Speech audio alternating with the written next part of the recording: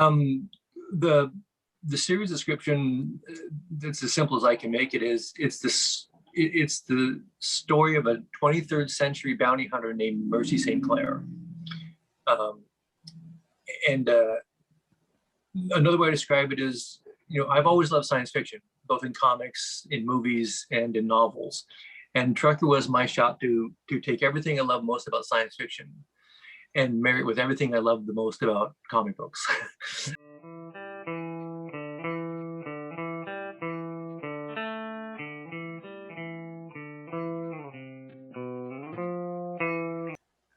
Welcome back to the Comics Cube, everyone. I'm joined today by Mr. Ron Randall.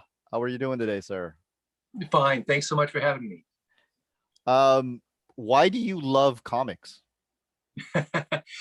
Oh boy, that's I guess the first thing that pops into my mind is that it's such a unique and I think a really intimate way to deliver a story. It has I think the same sort of compelling attributes that prose, novels, prose stories do, where you as the reader are required to invest yourself in the story in a way that you don't need to do when the story sort of unfolds effortlessly. You can just sit there very passively and watch a TV show, a movie. Not that there's anything wrong with those art forms either, but when you have to work actively to build the world in your own mind, I just think it can bite deeper and live at a deeper part of your awareness. And so comics has that, of course, because of the text element and the fact that it's silent and stationary. So you have to bring the animation to a comic story. You're aided if you have a skillful illustrator working on the story too, that you can get some extra rich visuals to use as tools when you, the reader, are creating the story. Because some artists are blessed with really rich visual imaginations, more so than the rest of us. So so in a way, it's sort of like the best of both of those worlds: a rich visually created world and this richly imagined prose world. And you put those two things together and you get this unique alchemy that comes about in a well-done comic story. So as a reader, or just looking at the art form from a slight distance, that's why I see it. As a creator myself, I could give you other, expand on that answer about why I love to work in comics, but I don't know if that's what you're into. I will get to that because I want to know Sure. why, what made you realize you wanted to work in comics? It's a very mysterious thing. When I was young, I had a buddy. I mean, young, like early grade school years. I had a buddy who, now I'm an older fellow, white hair and all that. So when I was a kid, comic books were just kind of ubiquitous. They were, they sold them at the local grocery store, and the convenience mart on the corner had the spin racks and all that stuff. And so when you were a little kid, I sort of took comics for granted. Like when you're a little kid, you take everything for granted. The grass is green. Hey, I can get a candy bar. And to me, comic books were kind of like that. They were just there was something that was manufactured by like a candy bar comes from some company somewhere. It's just this you don't think about how it's actually made.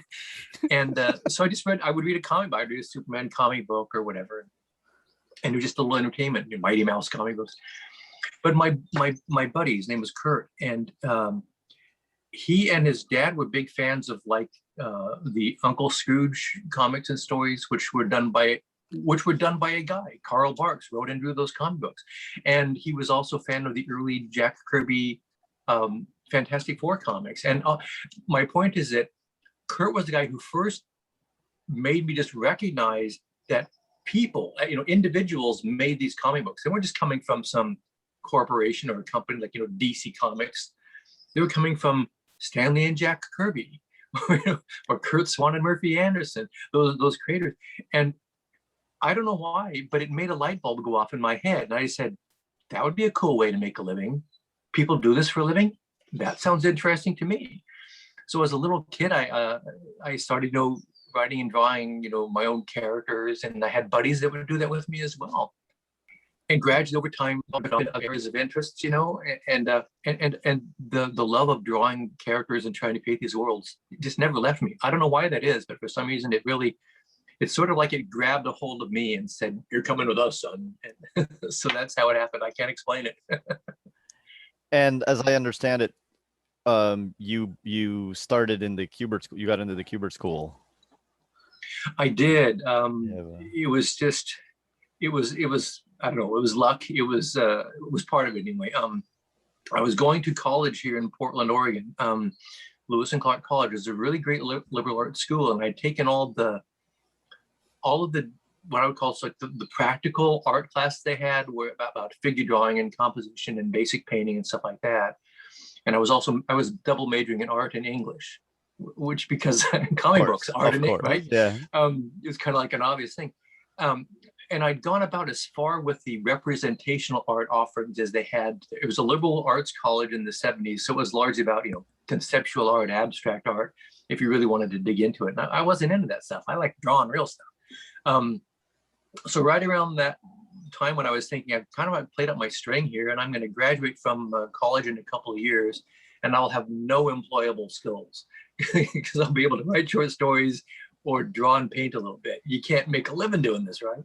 And then I heard that the Kubert School had just started back in New Jersey, and Joe Kubert was one of my heroes, one of my art heroes, Sergeant Rock, Enemies, and for me especially his adaptations of the Tarzan novels.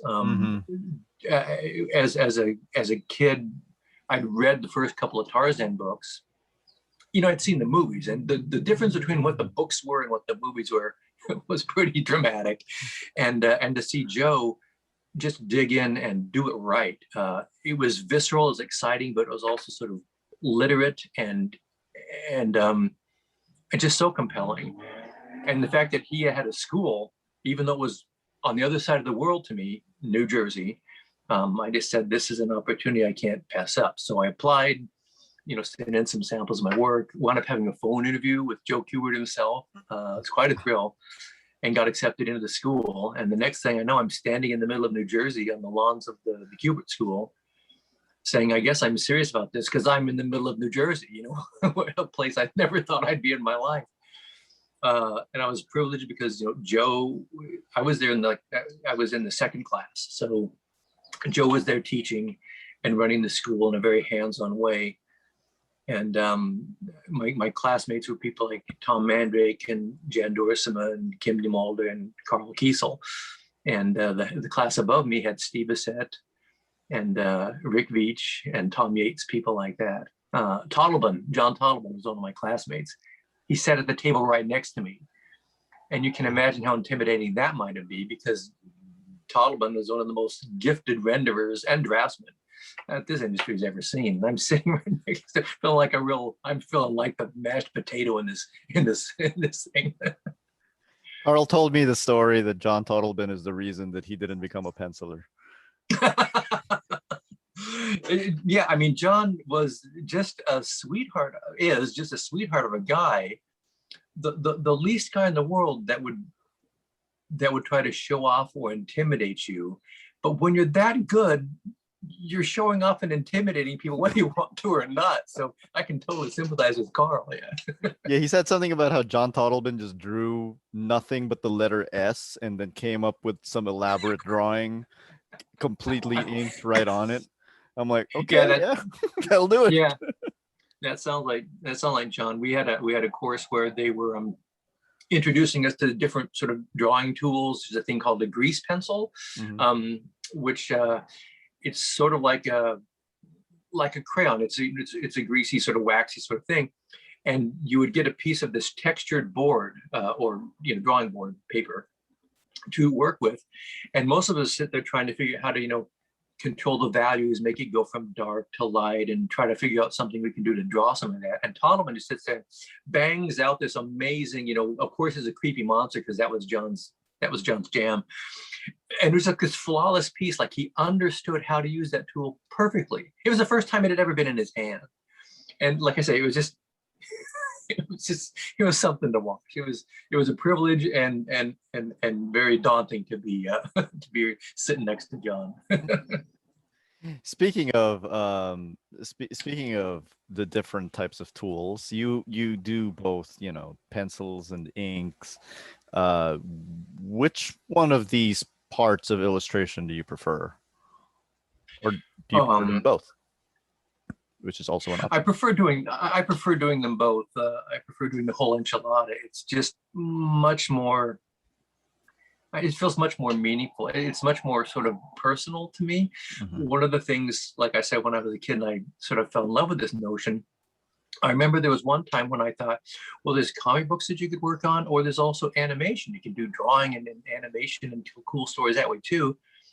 But with animation, you're working with this huge team, and for some reason, little Ronnie Randall said, I'd like what I do to be very visible and there. So when you're writing and drawing, and inking and coloring too, the whole story, it's pretty much all me. So I do like that. The different parts of the job have different pleasures.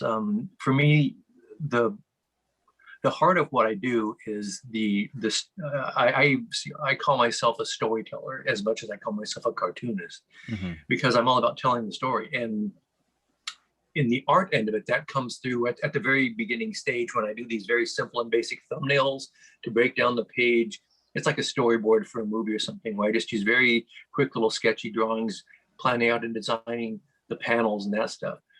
And that's like 90% of my job is done in that first 5 or 10% of the work, just coming up with the basic story ideas. Then the penciling part of it is I said it's largely carpentry work at that point, where you're just, if you know how to construct figures and you know how to build scenes in perspective and that sort of stuff, those are sort of like mechanical craft tools that you use. And then the inking continues that by rendering with the right quality of line weights and putting, large areas of black and shadow and that stuff in the right spots to finish the work off. But the heart of the job is that first, what shot can I select that's going to tell the story in a way that is clear and compelling for my reader? So I want to do what Joe Kubert did for me when I was a kid, which is he would grab me by my collars and drag me into his story and stick me right in the middle of it. So all the passion and the tension and the drama and the pathos, it's like you're experiencing that yourself. I wasn't reading it at a detached distance. Joe would just immerse you in these stories.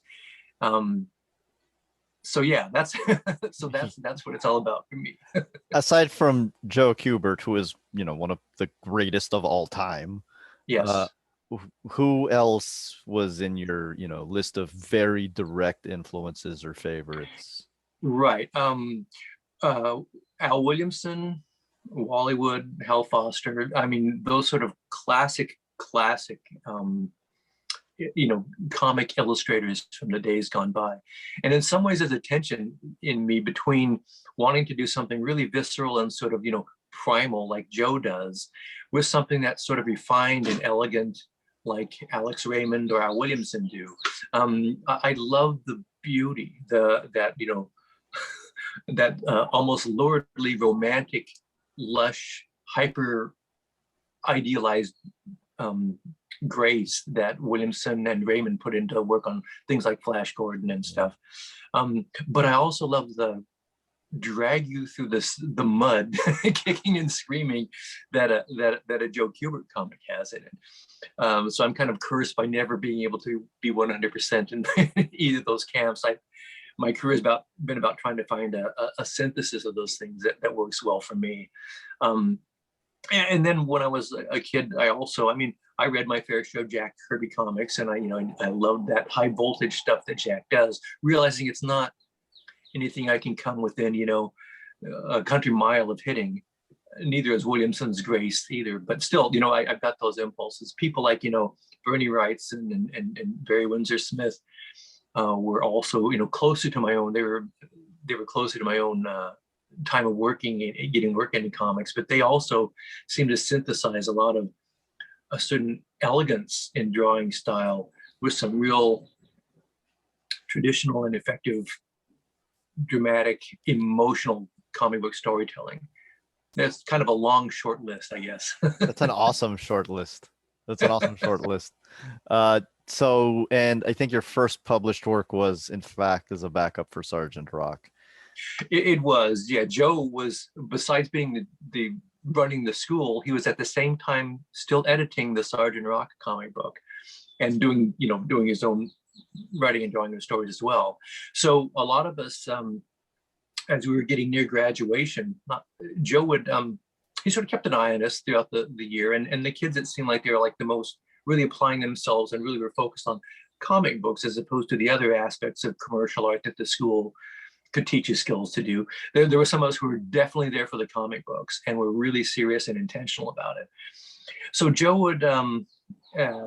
would sort of pick some of us near the end of our years, and give us these little short stories, 2, 3, 4, 5-page backup stories, because back then they would often have really short stories in the backs of these books, and it's sort of like testing our waters with getting some professional work published at DC. It was an incredible opportunity, and I was completely incompetent to do it. But but Joe worked over every step of the process with us. He would hand us the script, which he had heavily marked up sometimes because he was a very hands-on editor.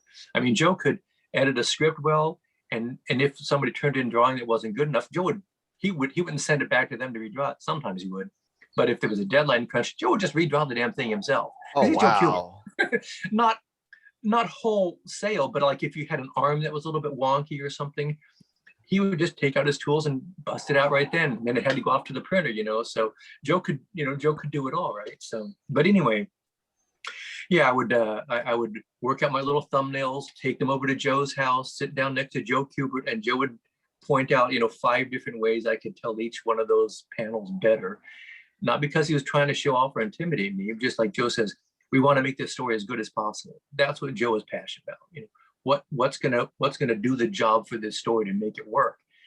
And that's when I sat next to Joe, I mean, it was a little bit nervous, I'm gonna work, but mostly it was just working with somebody who had that much enthusiasm and passion for comic books. He was incredibly generous with all of his skills, and so every step of the process, Joe would be, he'd go, and I said, "Oh, I'm dead," and then he would just take out his pencil and scratch a piece of paper, say, "If you want to draw this sniper from this angle, you gotta think about this stuff." And that was the most intense learning I had at the school, by the way. It was after I graduated. For about a year, I was doing these short stories directly with Joe, and I mean, talk about taking somebody under their wing, like a mentor, and just, I often described it like it would feel like Joe was unscrewing the top of his head and letting you climb in and see how his storyteller's brain worked. Like I say, just an incredible opportunity, and I relish every bit of that experience I had working with Joe. You mentioned that you were already majoring in art before you moved to the Joe Kubert School. Did you have to unlearn anything when you went to, unlearn anything that you learned for those 2 years when you started studying? Yeah, no, not really. For, like I said, I went to college for 2 years. Had I gone the other 2 years, then probably my answer would be yes to that question. Because a lot of the stuff that you would learn if you were going into fine, serious arts at the time had to do with, there are no rules and self-expression and be really innovative and tradition. That's old hat stuff.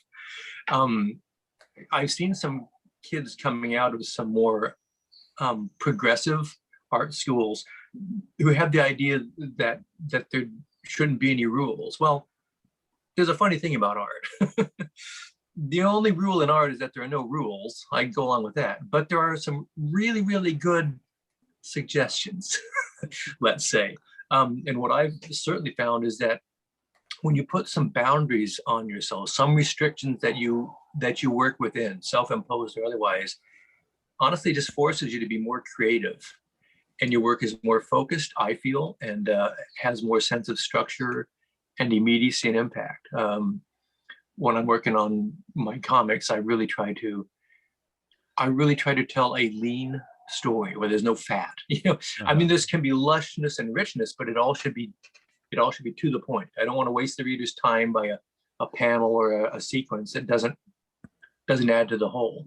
And so the idea about just sort of self-indulgently wandering down little paths because I find them kind of curious flies in the face of the discipline and focus that I try to have. But like I say, none of that stuff had gotten into me before I went to the Kubert school. So it was jumped mostly at the there. right time. I think I kind of jumped at the right time. I didn't know it at the time, but sometimes you look back on your life and say, it's interesting that the timing lined up like it did just then and there. I sure was a lucky dog, wasn't I? In the early 80s, early to mid 80s, an issue of Swamp Thing was running late, and therefore they had to call in a reprint of certain segment, but somebody had to go draw the framing sequence. Karen Berger said, I know one guy who's fast enough to draw the framing sequence. And that was you. So you drew the one that reintroduced Cain and Abel into the DC universe, which of course would become much bigger later on with Sandman. How did it feel working with Alan Moore on such short notice? Honestly, it felt great. I loved. Now, this wasn't actually the first time I'd worked on Swamp Thing. At least if my memory's right, because back when it actually started before Bissett, Toddleben, and Moore came on to Swamp Thing. My buddy Tom Yates, who had also gone to the Kubert school, like I said, he was the artist on Swamp Thing. It was written by a guy named Marty Pasco. And sometimes Tom would bring me on to help him out with inking some backgrounds and stuff like that when he'd be a little bit under a deadline crunch. And Tom was such an incredible draftsman and such a great student of the same people that I love: Al Williamson, Hal Foster, Alex Raymond.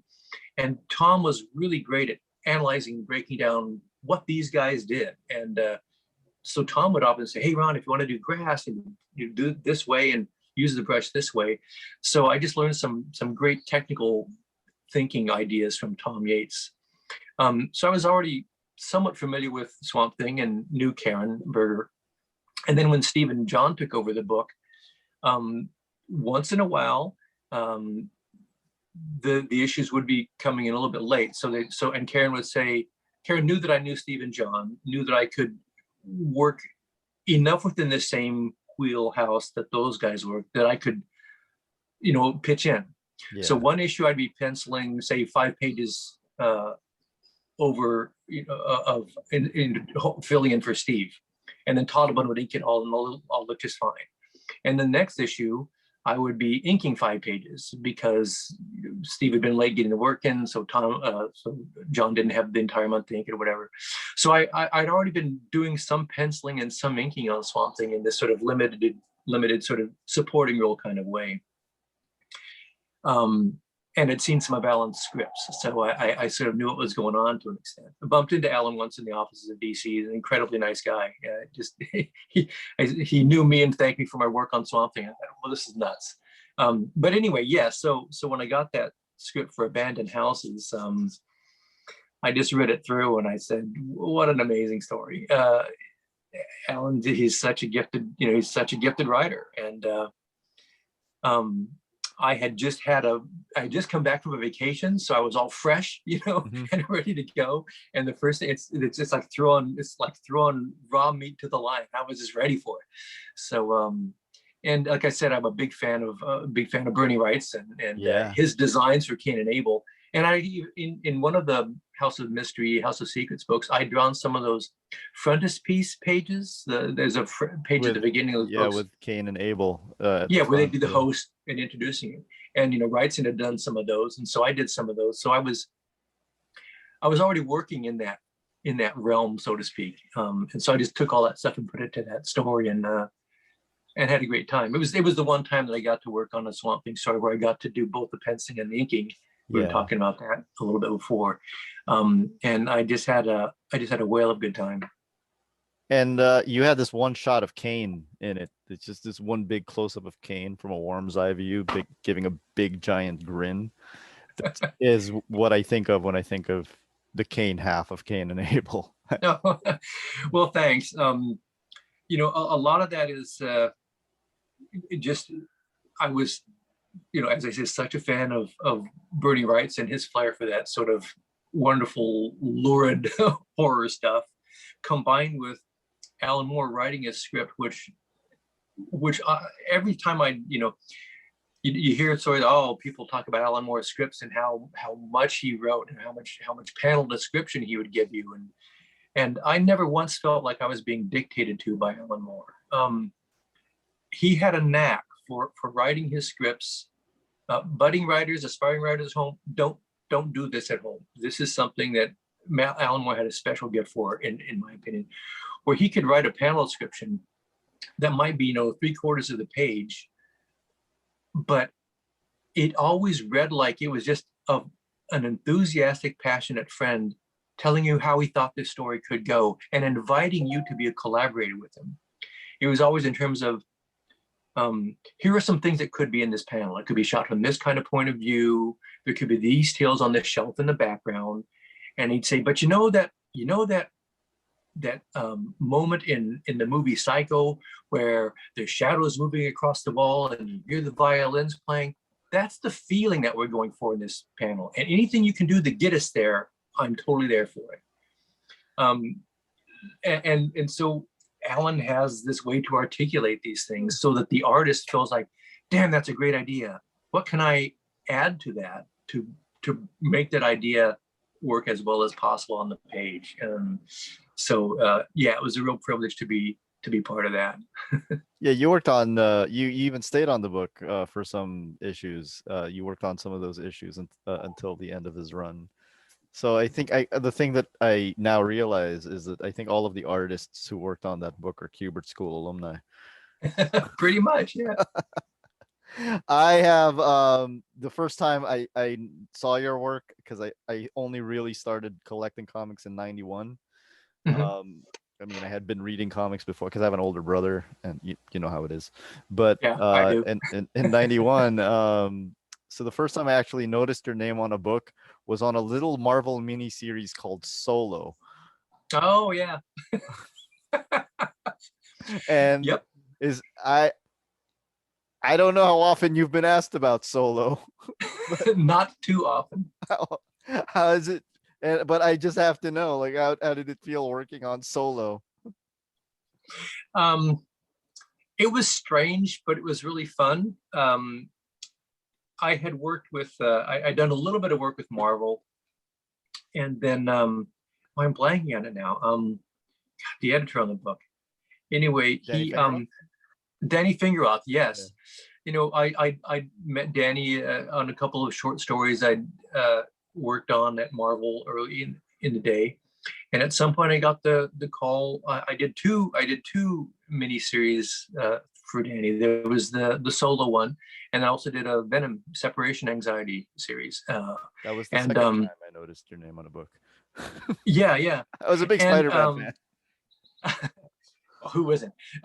So it was a chance to sort of stretch my muscles and try to work in a different kind of vein. What I perceived at the time in that early 90s time was like the real high voltage Marvel thing. It was a blast. I mean, I got to draw Spider-Man in the Solo series, and if you can't enjoy drawing Spider-Man, there's something a little bit wrong with you, pal, as far as I'm concerned. He's just so everything about Spider-Man is different. He moves in unique ways. His physical frame is different, and he's got that incredibly graphic design by Steve Ditko that just is timeless. So I got to draw Spider-Man in this. So otherwise, Solo seemed like he was kind of like the Punisher, except he wore a green suit and could teleport. I wasn't really sure the overall thing behind Solo, but like I said, it was a fun chance to try to exercise and stretch my drawing beyond the sort of posed, graceful, beauty of Al Williamson and Alex Raymond to something that's a bit more muscular, visceral, punch you in the face sort of thing, like those characters were.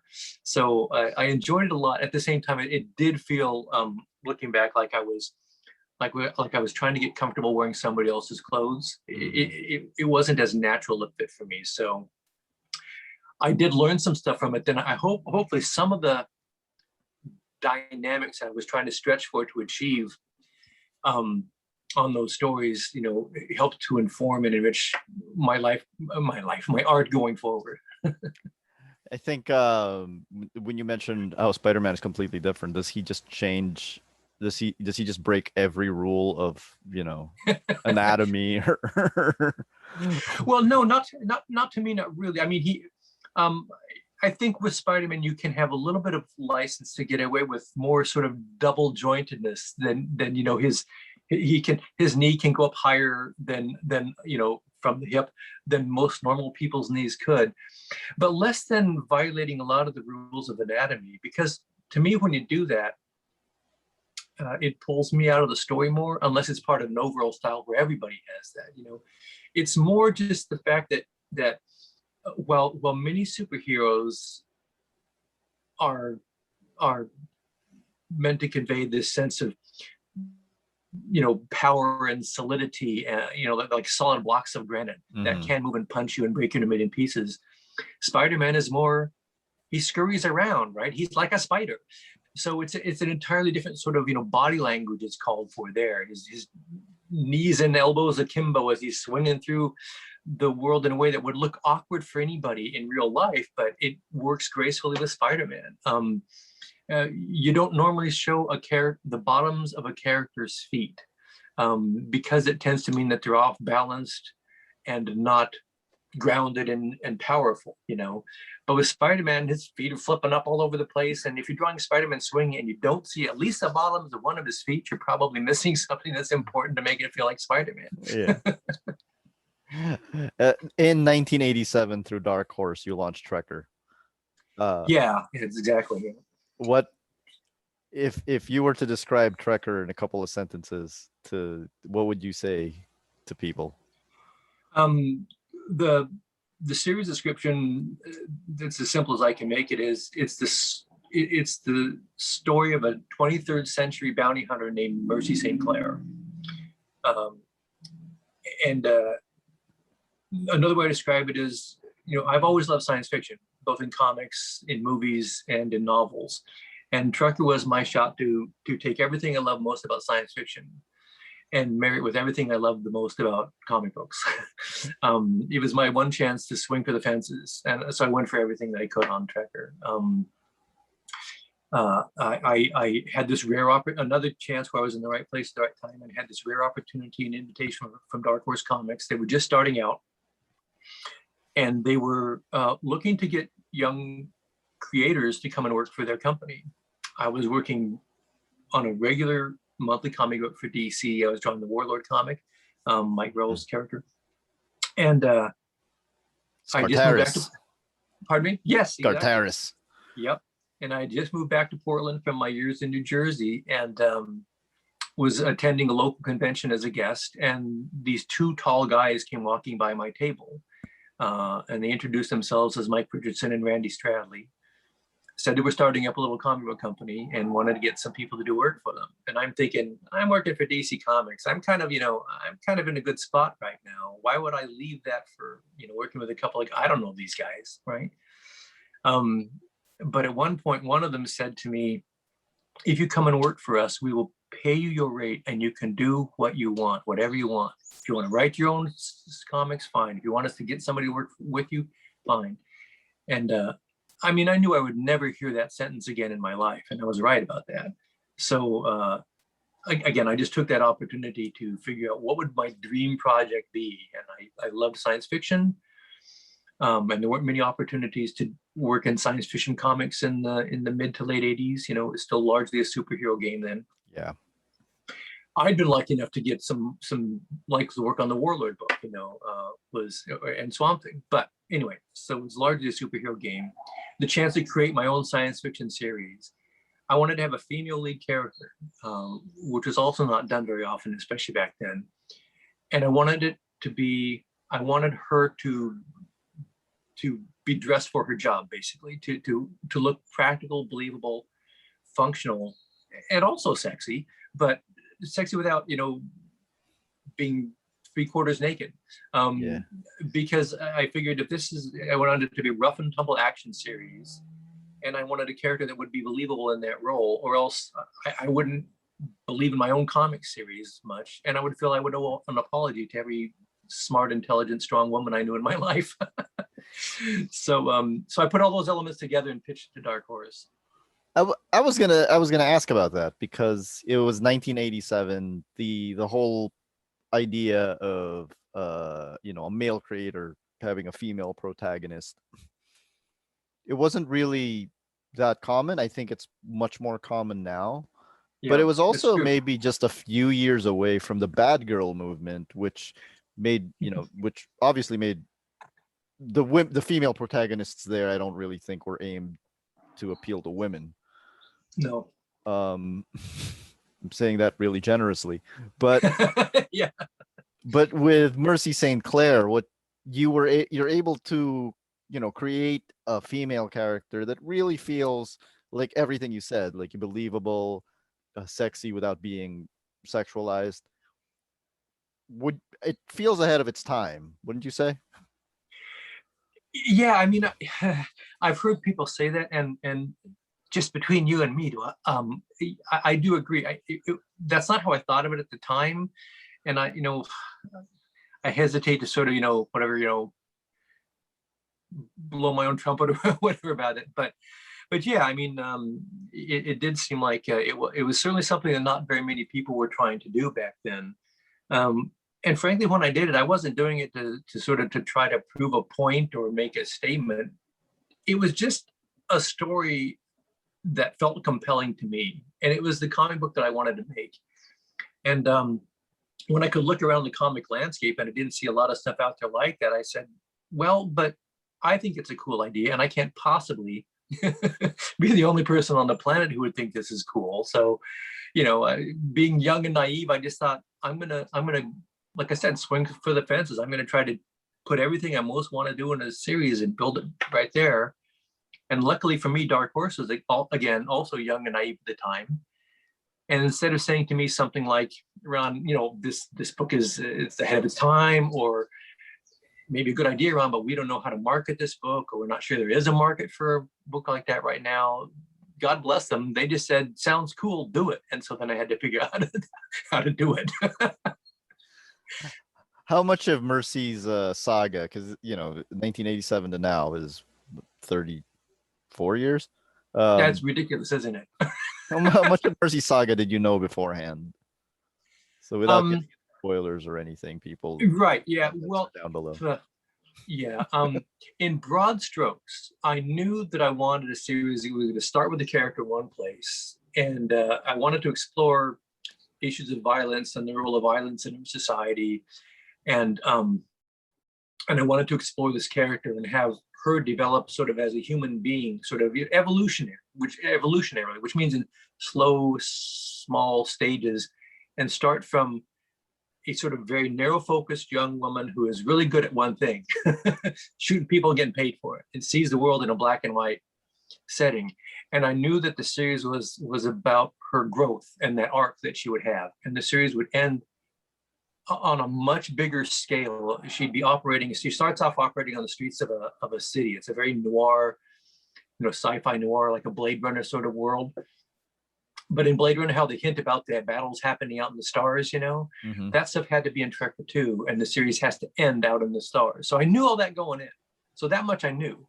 How to do any of that in a practical, one step at a time way, that I was making up from the get-go, because I knew the kind of scale I wanted the series to have. And I knew at the time I was just a fledgling writer, and I simply didn't have the writing chops to be able to execute that large scale story. So I started in small bites. Like I said, a small action adventure, gritty street level comic. That's a sci-fi comic. But even in the first story, I started to plant some characters and references to other stuff going on out there. Again, a la Blade Runner in a way, figuring that, okay, when I'm a more experienced writer, when I've got more of this world under my belt, I know the characters and everything better, then I'll start to develop those seeds that I'm planting in the first couple of stories. So that's how I started. So I didn't know exactly where the series was going to end or even how I was going to get there. I knew that there was going to have to be a final dramatic, resolution to her life's journey, so to speak. So we started the series, and I sort of was building it and making up as I went along, and sometimes just trying to figure out what's the next issue going to be about. But always, in the back of my brain, there was this overall arc of the character that I was going for. So I guess I'd say sort of I knew 30% of it, maybe at the start. How much of Trekker would you say is done in terms of the overall saga? By now, we're halfway there. We're halfway to getting to where I want it to be. And as you mentioned, it's been 30 some years already, and I want to apologize to all the readers of Trekker for that.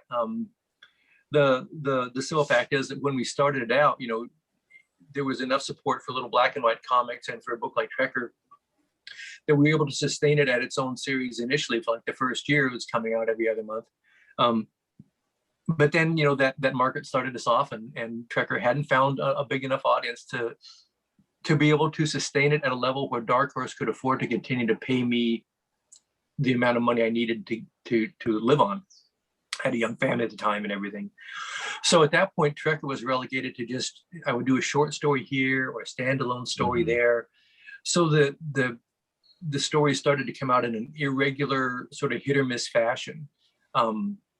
And did that off and on for the next several years, because I desperately wanted to tell this entire story, and I just didn't have a platform or a vehicle that I could get it out on the regular, ongoing way that I most wanted.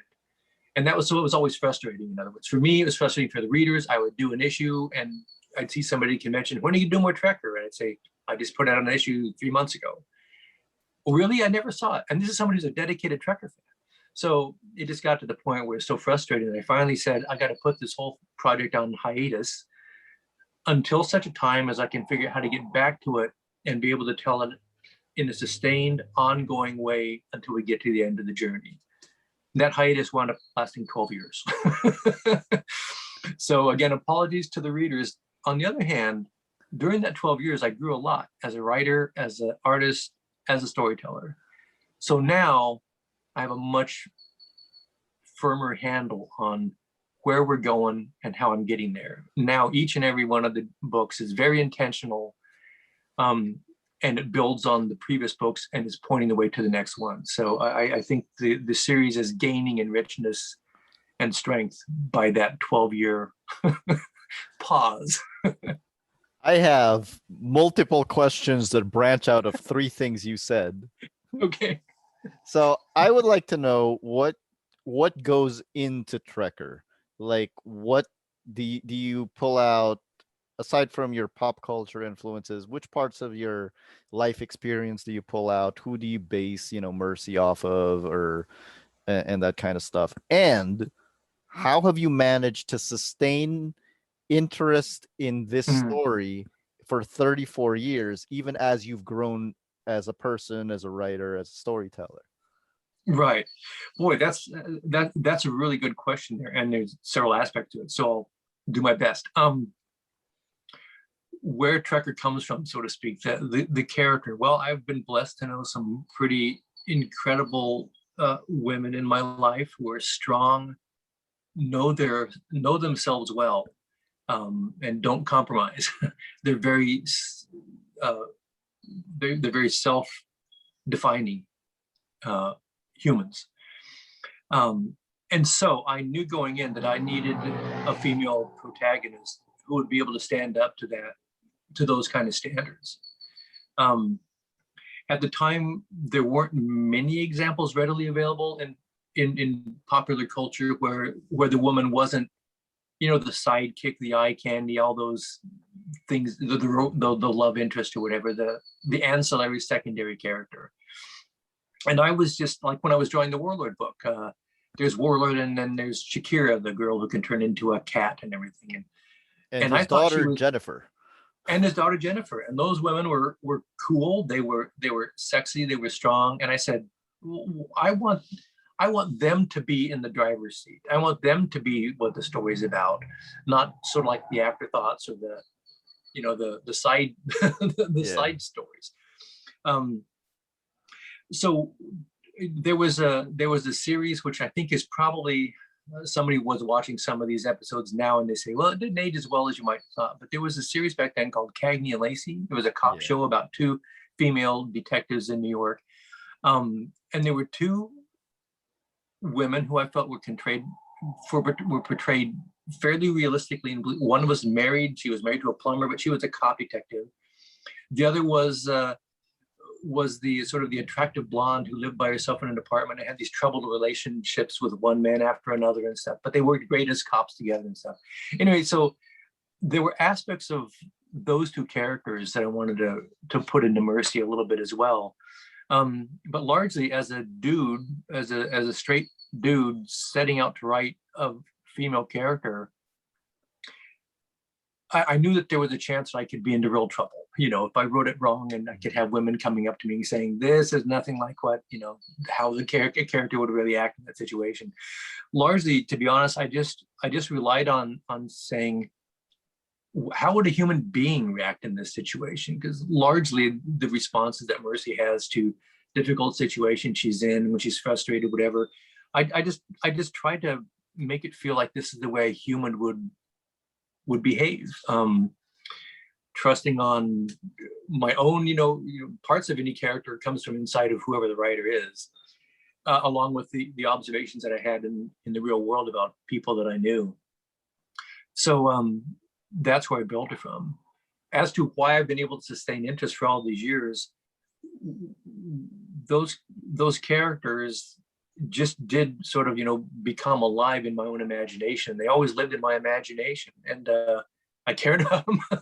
I cared about them, and I still do. Like you care about people in your life in the real world, so to speak. And mostly, I'm just kind of dogged. I'm very determined, I guess. And I had a series I wanted to tell about this young woman, and I wanted to sort of make some statements or some points with it. And I haven't let go of that interest. Maybe I'm just too stubborn for my own good. I don't know. It's curious to me when it happens, because there are some people who just lose interest in what they're doing, you know? Like, yeah, I know, I get that. And I know people like that, but it's just not me. I tend to be, when I find something that I like, I tend to try to keep digging into it and get, whether it's a musician, and I just want to get all their albums.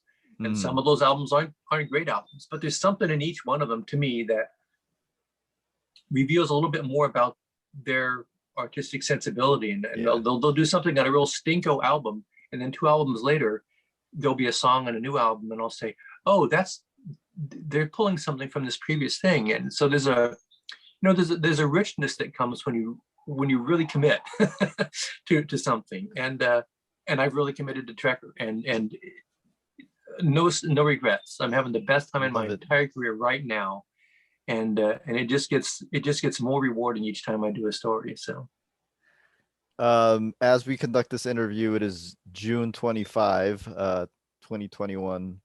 Well, my time, so it's June 24 your time. It is Pride Month. You put out a little drawing of Mercy and Molly with a rainbow. And I know that that's not how it started, but right. Did you know it was going there? But pardon me? But what? I know that's not how the series started, but did you know back in 1987 that it was eventually going to go there? I would love to be able to say I knew from day one that this is what I was doing, but I wasn't playing quite that long of a long game. No, when I first started the series out, I knew that Mercy was going to go through a lot of changes, and I wanted to set up for the reader that while what Mercy wants to be is sort of like, a cold, implacable bounty hunting machine, that she's much more than that. So I gave her this little pet that waits for her in her apartment, and she comes home and feeds and stuff. The sort of thing that an implacable bounty hunter wouldn't have, is a little pet scuff, a little fox, domesticated fox. and I wanted to give her a best friend and confidant, someone that Mercy would never hang around with. Molly's a music store owner. She has nothing to do with Mercy's violent world. Because I wanted Mercy to reveal to the reader, even if she wouldn't admit it to herself, that she has those aspects to her. In other words, a human being.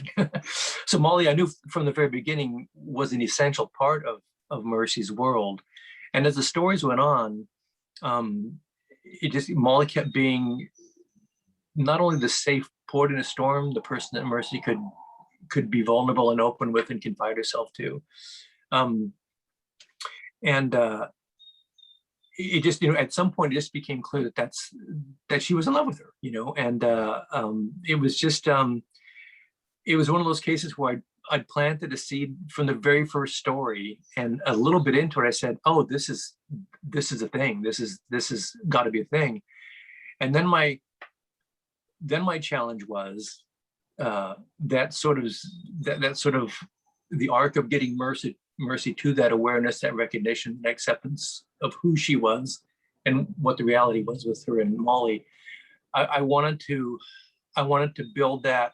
I wanted to lay the foundation and then build it slowly over time, so that it would feel sort of believable and real, and also very powerful. And it's a huge dramatic moment in her life, and I didn't want to toss it off. I didn't want to rush into it, and mostly I just didn't want it to feel like it was sort of exploitative or anything like that, like I was trying to be an opportunist or capitalize on anything. I just wanted to feel like it was an organic development in the series and in Mercy's life.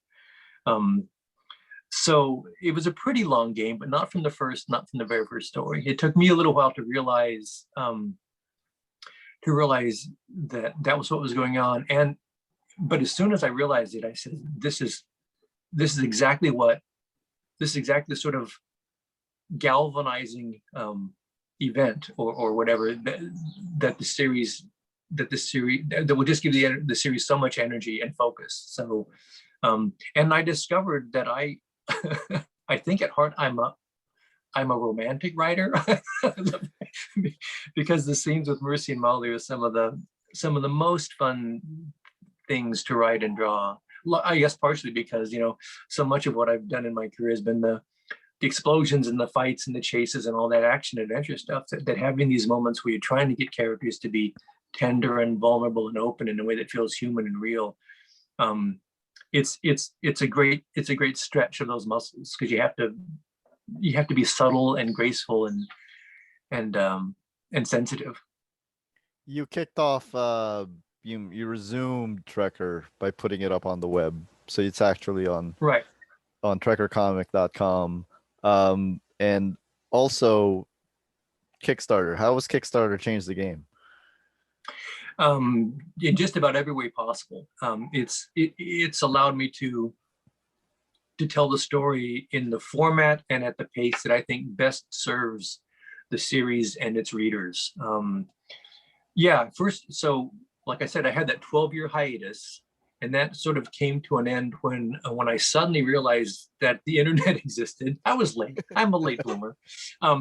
But I had some other cartoonists I knew who were doing web comics, and after hearing about that for a while, it suddenly dawned on me, well, I've got 280 pages of Trekker that are just sitting in my closet at home, all the original art. And I could scan those pages in and gradually and bring the series back as a web comic, where I don't need a publisher and that sort of stuff. And so the idea with the website, was to just bring the character back after 12 years of being completely off the landscape. Just bring the character in the series back, into the marketplace, so to speak, with the plan of getting it back into print. Because to me, that's the way the stories are best experienced, number one. Number two, I want Trekker to be my job, not just a hobby. And a webcomic doesn't make any money unless you're one of the special ones. So I didn't have a plan on how to get Trekker back into print, but I knew that the webcomic was the way that I could. That was a platform where I could do what I'd said I wanted to do, tell the rest of the story in a sustained, ongoing way to get it to the end. I knew I could do that because I didn't need a publisher and that sort of stuff. So I brought it back as a webcomic, started publishing the pages, and then lo and behold, Dark Horse was just restarting their Dark Horse Presents comic again, which is where Trekker first appeared back in the 80s. And Mike Richardson, we bumped into each other at a comics function in Portland. He said he'd like to have Trekker back at Dark Horse and Dark Horse Presents again. And I said, that's cool, but I'm not effing around this time. I'm gonna, I'm back to do Trekker to see it through to the end. And how big a commitment can we make here? So we sat down and we talked about how we could make that work out. So we brought it back at Dark Horse, and that was fine. And I know Mike is a friend of mine. I know that he's a supporter of Trekker and he believes in the series. At the same time, he's running a big publishing company, and Trekker was a small fish in his pond. So Trekker books could come out from Dark Horse when Dark Horse could accommodate that in their overall publishing schedule and scheme and that sort of stuff. And after doing that for a couple of years, it just became clear to me that I was getting back into the same boat that I'd been in before, where a Trekker volume would come out, a nice, handsome trade paperback collection, which is substantial, but then who knew when the next one was coming out? And so that was frustrating for me. And that's when I thought, well, I might have to try Kickstarter. Again, I had some other cartoonists I knew who were using Kickstarter, and it seemed like if it worked, that would be the way that I could sort of take control of the whole process in my own hands. So that's what I did. I turned to Kickstarter. I was very trepidatious. I thought I could launch this campaign and it could just die on the vine. You got in Kickstarter, you got like whatever, usually it's about 30 days to hit your targeting fund. And if you don't hit it, you don't get any money and nothing happens. You just wash out. And I thought that could easily have happened with Trekker, because I had no idea what the level of financial, physical, material backer support Trekker would get. And I launched the first campaign and it funded in a day and a half, and I was thrilled and haven't looked back since.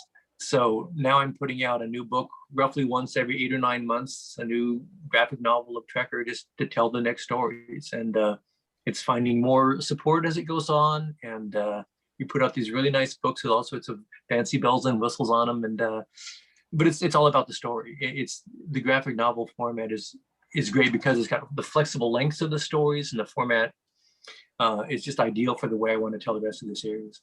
Your chapters are not fixed to any particular page count in the graphic right novel. Yeah, and it's weird because when I first started bringing Trekker back and stuff, I was still sort of locked into the model that a Trekker story is roughly 24 pages long, because first it started as short stories in Dark Horse Presents, so it was 8-page chapters where you've got to serialize. So each 8 pages you had to come to a sort of a cliffhanger climax, or something. You had to structure the stories that way.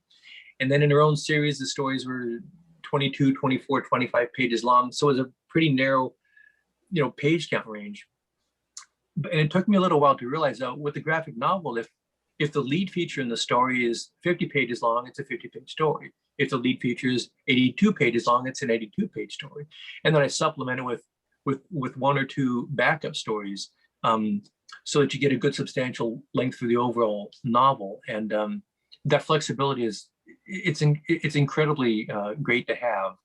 Again, as I said before, I try not to be self-indulgent with that. I try not to make the stories longer than they need to be, or shorter than they need to be. As the discipline and the instincts you have honed over 35 years as a comic book storyteller hopefully help to keep me from straying from the path of telling a good, a comic book that's like Trekker should have a certain pace and structure to it to tell those action adventure stories.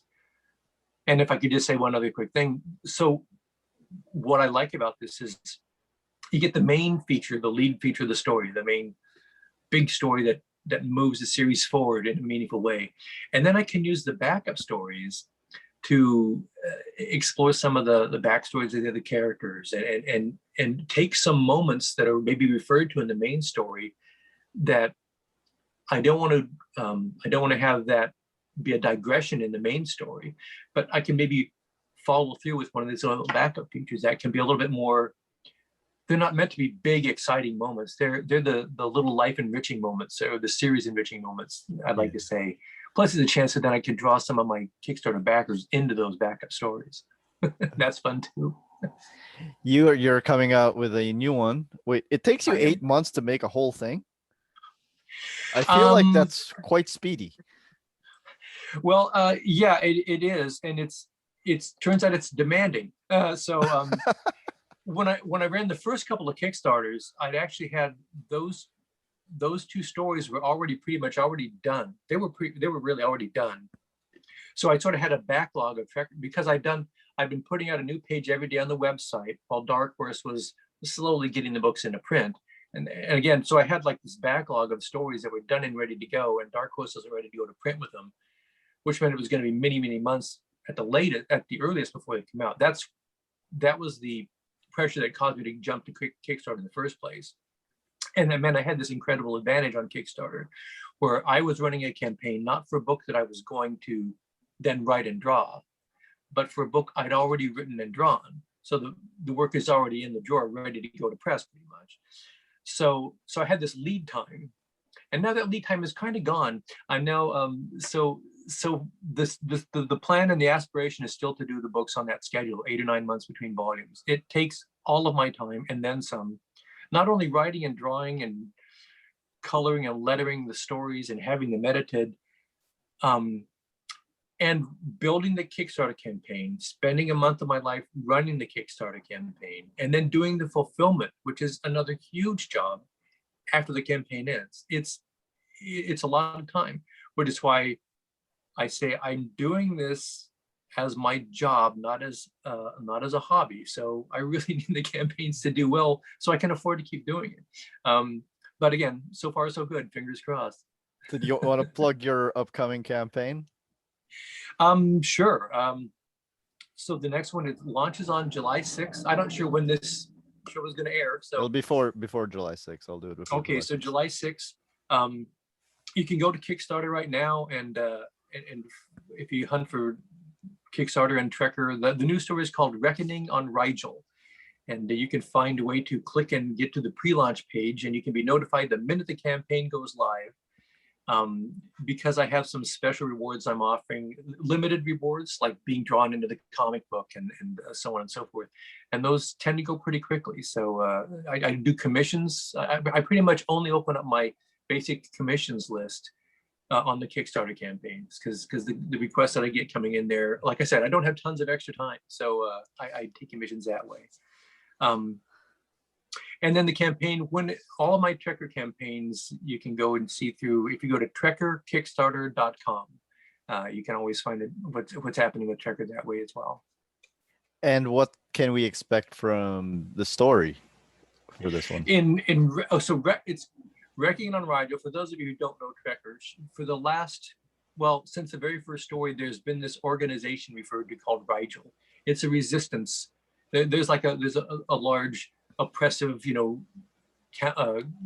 galaxy-wide council that's running things poorly. So they're resistant movements, and Rigel is sort of like the heart of the resistance, a secret base that's out there in the stars.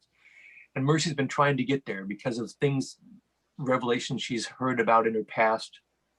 Her mother being one of the early Rigel agents, and Mercy hates the organization Rigel because they try to use non-lethal methods to oppose this ruthless government. And she just thinks that's so incredibly naive and unrealistic. But there's something aspirational about it too. Anyway, so Mercy's been trying to get to Rigel to find out what's going on there. What's the deal? What was her mother's connection with it and all that sort of stuff. And finally, after a lot of travels, she arrives at Rigel to get her answers. And almost immediately, once she and her small crew of people get to Rigel, sabotage begins to happen, and there's betrayal, and it's very clear that the entire station and the entire cause, so to speak, is under threat. And in the end, Mercy's the only one who might be able to stop it if she can identify the traitor and stop it in time to save the station and the whole world. So with each Trekker story, I try to use a little bit of different flavoring. The previous story was called Hunter's Moon, and that's basically Mercy's fighting a monster on a savage planet. It's like Tarzan's fighting the lions in the jungle. It was very primal, and I wanted it to get that sort of Monster Hunt sort of feel to it. Reckoning on Rydell is more like suspense and intrigue and mystery to it. I'm hoping for a good tense drama out in the stars. How do you feel about Trekker getting an audio drama? I'm thrilled. I really, really am. When I was a kid, I listened to there's a radio station in town that in week evenings would have they just had a show called the Old Time Radio Hour, and they would play old episodes of what was it called? Well, there was the Shadow, everything from mysteries like The Shadow and Sam Spade, Private Eye, to Fibber, McGee and Molly sitcoms, radio shows. So I love that stuff. And then I would hear things like The Adventures of Ruby, the Intergalactic Gumshoe, which is a radio drama that was done in started, I think, in the 80s, and they've done it off and on ever since. Just really fun radio dramas where, kind of like when you're reading a book or a comic book, you're given a lot of the elements of the story, but you have to make it all come alive in your own head. And as an artist, I can be drawing my own stories and listening to things like that. It's incredibly entertaining. So I'm a fan of that format. And this company, the Akadekaganagon Theater Works, is the people who are making this new Trekker audio drama. They've also done, they first approached me and so who are these guys? And they had done some sort of old 1940s and 50s comic book stories that were kind of cheesy and goofy. And they did radio adaptations or audio adaptations of them, which were really, really well done. They had the appropriate sort of tongue-in-cheek sort of, affectionate approach. And then they stepped up their game a lot, I think, when they took on the classic Terry Moore series, Strangers in Paradise. And so I listened to the first couple of episodes of that, and I thought, wow, this is done with such respect and affection for that great comic series. I thought, well, if they want to do Trekker, that I couldn't ask for much more than that. And so I'm really, really excited to have that coming out, and then coinciding the launch of the Trekker series to time up well with my Kickstarter campaign. And signal boosts of any sort are always welcome for one of these things. So I'm thrilled on just about every possible level. Awesome. My last question is this: if you had a Trekker live action adaptation, who would you want to play Mercy? Wow, that has changed a lot over the years. But it was our mutual acquaintance friend now, Carl Kiesel, was the one who a number of years ago really nailed it when he said Katie Sackhoff would be phenomenal.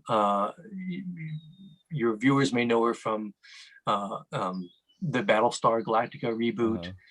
She's got a series on Netflix now called Another Life. She was in one of my favorite series called Longmire, about a modern day sheriff in Wyoming, and Katie Sackhoff is a deputy there. But she's just a wonderful actress who combines so many of the characteristics of Mercy's personality. She is incredibly tough. She is passionately emotional, and she does everything she can to not let you know that. And she can't help but reveal it with every gesture she makes, every word that she says. She's really volatile. You get the sense with Katie Sackhoff carries herself with a lot of physical presence, and you get the sense that if you make her mad, she will punch you in the face. And she's also just an incredibly warm and vulnerable human being. So somebody like that. That's who I see as being Trekker. Somebody said, "Oh, but Katie Sackhoff is a blonde," and I said, "I really don't care." It's people get so hung up about these things. Exactly. I mean, it's getting the essence of the character, what this actor or actress, what they bring to the role, that essentially gets the spirit of the things right. Everything else is, again, it's cosmetics, it's carpentry work.